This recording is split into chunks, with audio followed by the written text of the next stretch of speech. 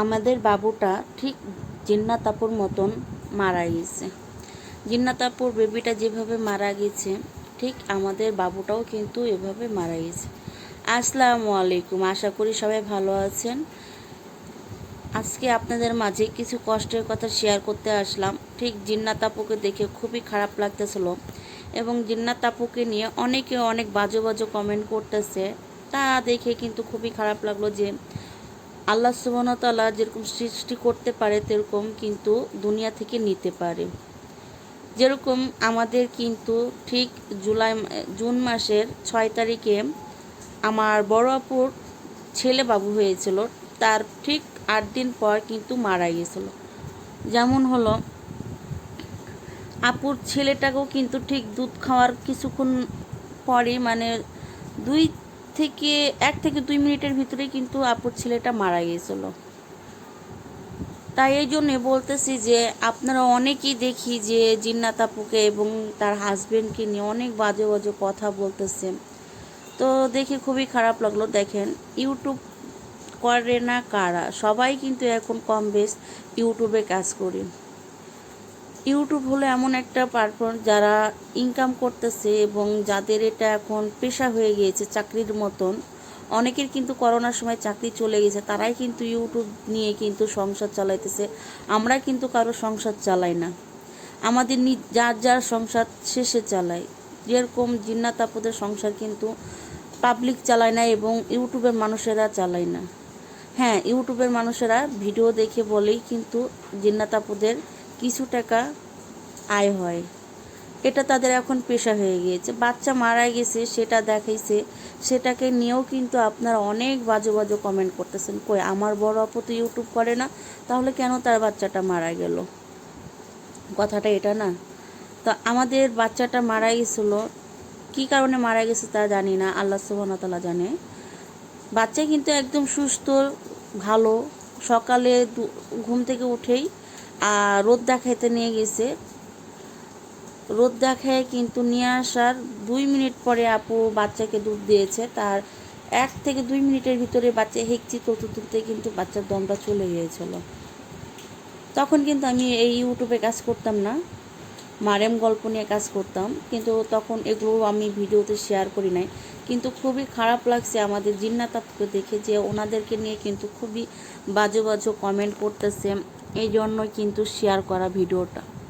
তো মানুষকে নিয়ে কখনো মন্তব্য করা ভালো না, কারণ আল্লাহ সুবহানাহু ওয়া তাআলা কার কখন কোন বিপদ দিবে, কার কখন ভালো মন্দ আছে কেউ কিন্তু বলতে পারবো না। তো ভিডিওতে কিন্তু অনেক কথা বলে ফেললাম, যদি ভুল ত্রুটি কিছু বলে থাকি অবশ্যই ক্ষমার দৃষ্টিতে দেখবেন। আমরা মানুষ বলতেই ভুল করে থাকি, আমরা কিন্তু পদে পদেই ভুল করি। তো দেখতেই পাচ্ছেন আজকে শুক্রবারের ভিডিও কিন্তু এগুলো। আমি ভিডিওগুলো কিন্তু অলরেডি ছাড়তে পারি নাই, তো আজকে ভাবলাম ছাড়ি।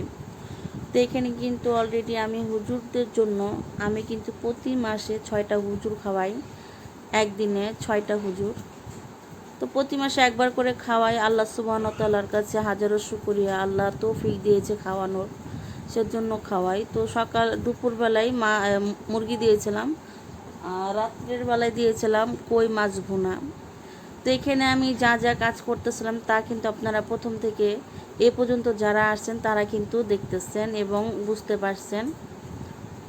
তো এর জন্যই মানে সর্বপ্রথমে কথাগুলো বলেছিলাম যে ইউটিউব করলেই যে বাচ্চাদের ক্ষতি হয় এই সে, এটা ভুল কথা। আল্লাহ সুবহানাহু ওয়া তাআলা কার কোন সময় বিপদ দেবে কেউ বলতে পারবো না আমরা। যেরকম আমার মেয়ের কিন্তু 4 বছর বয়স, আলহামদুলিল্লাহ 4.5 বছর বয়স হয়ে গিয়েছে, সরি জানুয়ারি মাসে 15 তারিখে কিন্তু 5 বছরে পড়ে যাবে। তারও কিন্তু দেখেন এত বড় একটা অসুখ, অ্যাপেন্ডিসাইড হয়েছে। আমরা তো তখন ইউটিউব করতাম না। তা আল্লাহ সুবহানাহু ওয়া তাআলার হুকুমেই কিন্তু সব কিছু হয়। যেরকম গাছের পাতাও কিন্তু আল্লাহ সুবহানাহু ওয়া তাআলার হুকুম ছাড়া হয় না, মানে লড়ে না। তেরকম কিন্তু এই পৃথিবীতে আমরা যারা আছি আল্লাহ সুবহানাহু ওয়া তাআলা যেইভাবে ইশারা করতেছে আমরা ঠিক সেভাবেই কিন্তু চলতেছি। এই যে আমরা অহংকার দেখাই, আমরা কত মানুষকে কতভাবে নিন্দা করি, এগুলো কিন্তু ঠিক না। যার যতটুক আল্লাহ সুবহানাহু ওয়া তাআলা দিয়েছে, যাকে যতটুক ততটুক নিয়ে আলহামদুলিল্লাহ থাকা লাগে। কথা বলতে বলতে কিন্তু রান্না শেষ পর্যায়ের দিকে চলে আসছি। আর শনিবারের দিন কিন্তু আমাদের বাসার সামনে অনেক পানি জমেছিল, তা কিন্তু আপনারা দেখতেই পারবেন সামনে আরও গেলে। আর যারা এখন একটা লাইক দিতে ভুলে গেছেন, প্লিজ লাইক দিয়ে দেন। আপনাদের একটা লাইকেই কিন্তু আমাদেরকে অনেক উৎসাহ করে ভিডিও করতে। এবং যারা নতুন আসছেন, প্লিজ ভিডিওটা সম্পূর্ণ দেখে একটা সাবস্ক্রাইব করে দিবেন নতুন নতুন ভিডিও পাওয়ার জন্য। এদিকে আমার সন্ধ্যা রান্না হয়ে গিয়েছে, এখন হুজুরদের খাবার দিয়ে দেব। আজকে মারিয়াম অনেক মন খারাপ করেছিল, তো সে বলতেছিল বাবা তোমার সাথে দুপুরে নামাজ পড়তে যাবে। তা আমি বুঝিয়ে বললাম যে বাবা, মেয়েদেরকে মসজিদে যেতে হয় না, বাসায় নামাজ পড়তে হয়। তো আমার সাথে সে বাসায় নামাজ পড়েছিল এবং খাওয়া দাওয়া করে নিয়েছিলাম দুপুরে। বিকালে মাছ কেটে রান্না বান্না করে কিন্তু আবারও হুজুরেদের জন্য খাবার কিন্তু অলরেডি পাঠিয়ে দিচ্ছি। আর এদিকে কিন্তু ছোট বাটিতে শাক ভাজি দিয়ে দিয়েছি, 2 বাটি ভাত, একটাতে ডাল, মাছ বোনা, শাক ভাজি। আর এদিকে পানি ফোটাতে দিয়ে দিয়েছিল আপনাদের ভাইয়া। আমি যেহেতু ভারী জিনিস চারি না, আপনাদের ভাইয়াই কিন্তু ভারী জিনিস চারে। এ তো শনিবারের দিন সকালবেলায় কুকুরদেরকে যেভাবে দেখতেছেন, ওরা কিন্তু সারা রাত এখানে ছিল দাঁড়িয়ে, অনেক পানি ছিল। তো এদিকে বুড়ি তো যে শাড়ি পরেছে, শাড়ি পরে পানি দেখতে চলে আসছে। আমাদের এদিকে আপনাদেরকে দেখেছিলাম রাত্রেবেলা কিন্তু বৃষ্টি হলেও কিন্তু এরকম পানি জমে যায়। আর এটা হলো শনিবারের দিন সকালবেলা। শুক্রবারের দিন কিন্তু ওরকম রাত্রে বৃষ্টি হয় না, কিন্তু ভোর রাতে যেভাবে বৃষ্টি হয়েছিল সেভাবে কিন্তু অনেক পানি জমে গিয়েছে। আর আমাদের জমিদার কুকুরকে দেখতেছেন দোতলাতে ঘুমাইতেছে, আর একটা তো জায়গাই পাইতেছে না। সে মায়াবীভাবে চাইতেছে কোন জায়গায় একটু বসার জায়গা পাইবে বা শোয়ার জায়গা পাইব। তো আমাদের এদিকে যেহেতু পানি জমে যায়, পশুদের জন্য কিন্তু খুবই কষ্টকর হয়ে যায়, দেখতেই পাচ্ছেন। আমাদের এখানে গেটটা খোলা দেখে কিন্তু কুকুরটা বারবার ঘোরাঘুরি করতেছে সে আসার জন্য ভিতরে। তো আমাদের বাড়িওয়ালার নিষেধ আছে যে ভিতরে যেন কোনো কিছু না ঢুকানো হয়, এই জন্য কিন্তু আমরা ঢুকাইতে পারতেছি না।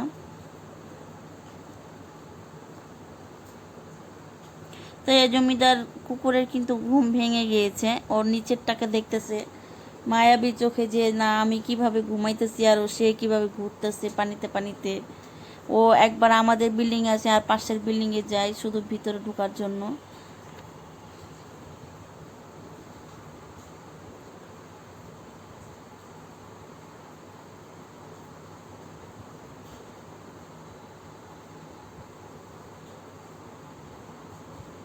তো দেখতেই পাচ্ছেন আমার টুনটুনি বুড়িটা মানে ও দেখতেছে একবার এদিকে একবার ওদিকে করে।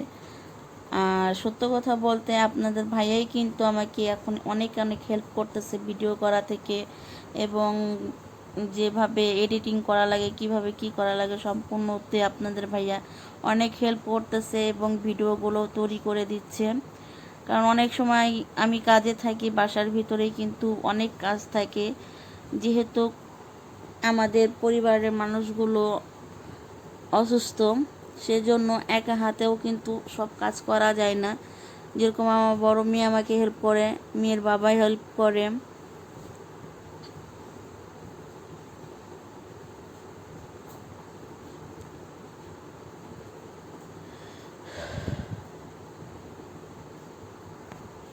তো আলহামদুলিল্লাহ আলহামদুলিল্লাহ আপনাদের ভালোবাসা এবং সাপোর্টে কিন্তু অনেক দূর এগিয়ে আসছি। আপনারা এইভাবে আমাকে সাপোর্ট করতে থাকুন, আলহামদুলিল্লাহ অনেক দূর এগিয়ে যেতে পারবো আপনাদের ভালোবাসা এবং দুয়াই।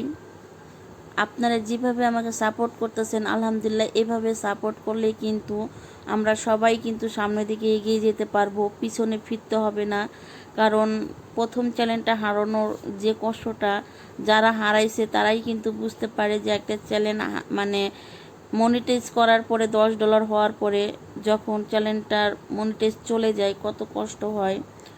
তার জন্য আমি কিন্তু সম্পূর্ণ ভিডিও নিজের ক্যামেরা দিয়ে তুলে নিজে ভয়েস দিয়ে ভিডিও ছাড়ি, জানি না তারপরে ইউটিউব থেকে কি করবে। অনেক সময় কিন্তু দেখা যায় বাচ্চাদের কণ্ঠ বা অন্য অন্য কোনো কণ্ঠ পেলে কিন্তু কপিরাইট দিয়ে দেয়। বা ভিডিওটা কি তখন কিন্তু অ্যাকসেপ্ট করে না। আমি আমার আগের চ্যানেলে দেখেছি। তো আগের চ্যানেলটার বয়স প্রায় 2 বছরের কাছাকাছি, আর এটা 1 মাস আজকে 5 দিন হলো, 8 দিন হয়ে গিয়েছে অলরেডি, 5 দিন না, সরি 8 দিন হয়ে গিয়েছে। আর এদিকে কিন্তু দেখেন আমি রান্না করতেছিলাম, আর এদিকে কিন্তু আপনাদের ভাইয়া আমাকে ভিডিও মানে কোন সময় করতেছিল, তা আমি শরম পেয়ে সরে গিয়েছি সাথে সাথে। আর আপনাদের ভাইয়া এদিকে আমার ভিডিও মানে ছবিগুলো তুলে দিচ্ছিল। বললাম না, আপনাদের ভাইয়া কিন্তু আমাকে অনেক হেল্প করে। তো এখানে আমি রান্না করতেছিলাম মূলা দিয়ে কিন্তু কই মাছ। তো ভিডিওটা অবশ্যই সামনে কালকে পাবেন যে কিভাবে রান্না করেছি, আর আমি কিভাবে ভিডিও তৈরি করি তা তো আপনারা দেখলেনই। মানে কি বলবো, আমার হাসি চলে আসতেছে আপনাদের ভাইয়ে যে এইভাবে আমাকে মানে ভিডিও করে হেল্প করতেছে। আসসালামু আলাইকুম, আল্লাহ হাফিজ সবাইকে।